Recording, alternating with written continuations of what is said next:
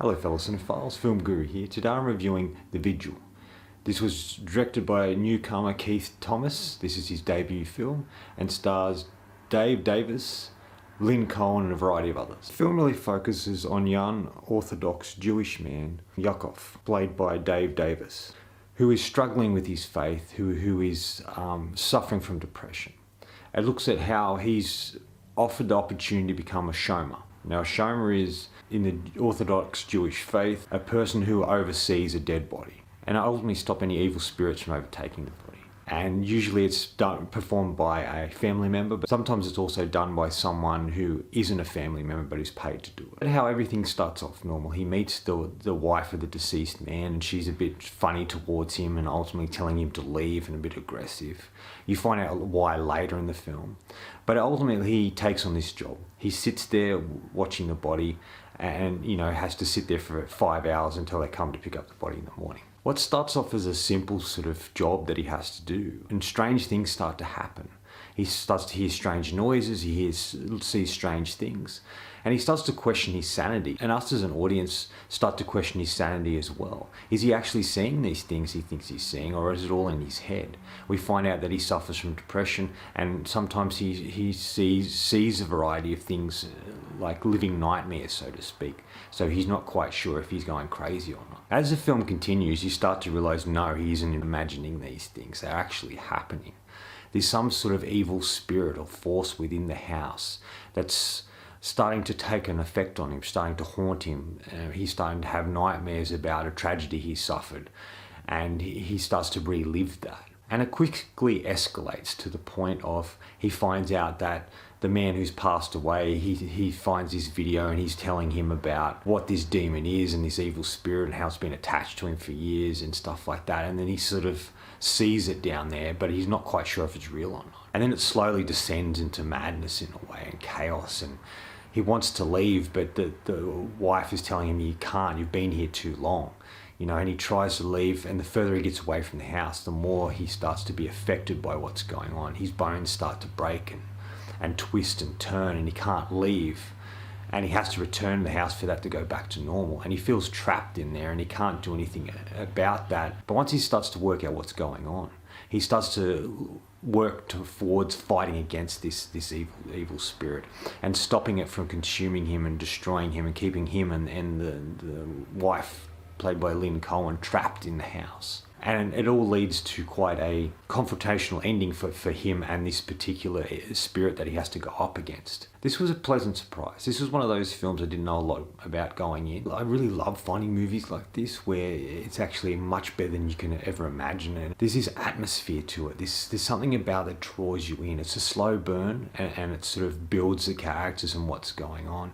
And then it reveals things as the film goes along. But I like the slow build. It adds to the film and, like I said, to the atmosphere, and it adds to the story that you just sort of slowly get sucked in by. You're slowly sucked into the story without even really noticing it. And that's a mark of a good director, to be able to do that. There's a variety of things I really liked in this film. I really liked the look and feel of it. I liked the fact it was set in one location. And it's really about this young Orthodox Jewish man who's sort of turned his back on his faith because of a certain tragedy he suffered and something that happened to him. And he's trying to just be normal and live a normal life, as he puts it in the film. He just wants to be like everybody else. And it really looks at that, and it looks at the pain and grief and tragedy he carries around with him, and the guilt of what he thinks he's responsible for. And I think Dave Davis does a fantastic job conveying great emotions with this character. This great nervous energy to him, but he can sort of flip that and he becomes such an interesting character. He has a great arc, I think, in a lot of ways, which you don't see in these sort of horror films, a character with an arc where he starts in a position of nervousness and fear, and he's medicating because of his depression and because of something he's been through, and it's had a negative effect on him. But by the end of the film, it's like he's able to let go of all that and move forward, and I like that. In a lot of ways, this feels like a drama with horror elements to it. Yes, it is a horror film, but it's more on the drama side and looking at this particular man and the struggle he's had with his faith and adapting to society and a different world than he's used to. I really like the design of the demon when we get to see it in small bits and pieces. There's different variation of what it looks like. And there's a sequence at the end where it's sort of revealed in an interesting way. It's brilliant to watch, and it's very captivating the way they execute this, the way they sort of build this film and the sequences in it, and the way they look and feel, and the use of music here. I've never quite seen a film that's used music so much to create a sense of atmosphere and dread and something unsettling all the way through. It uses the music to build things. The music isn't always a cue to execute something scary, it's just to have this feeling throughout the film that something's not quite right. And I like the use of the music. Another element, and it's sort of another character to the film. There's some great creepy moments in it where you think you see weird things of people going up the stairs and reappearing in other sections of the house. And the reveal of this demonish character is really great. It's like, it's a person, but its head's twisted right around, so you've seen the back of the head. And it just looks really creepy. And there's a number of sequences that just draw you in, and one of my favorites is towards the end where he has to confront this demon. It sort of sets up this moment where he's walking down a hallway, and at the end there's a candle, and the closer he gets, these faces start to appear from the walls and come out of the walls as if covered in some sort of like latex or something like that, as they're coming out as he gets close. And when he gets closer, we get to see the thing, what it looks like. And this whole sequence is just brilliantly done, well executed, original, unique, and I really love that aspect of the film. This is a very refreshing film in my regard. I know there's a lot of people that say we've done this stuff before, but I like horror movies that look at different religions and cultures and taking different things that I don't really know a lot about and putting them up on screen, and I really like that. I thought that was a different way to do it.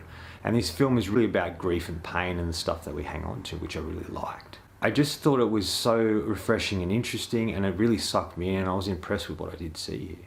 There are some negatives to the film. There are things that I didn't overly like the use of some jump scares, which are, I feel, unnecessary in the film. They're creating enough atmosphere and suspense here. I don't think you really need jump scares, and I think it takes you out a little bit, and I was a little disappointed they used those, but they were used in sort of effective way, I guess you could say.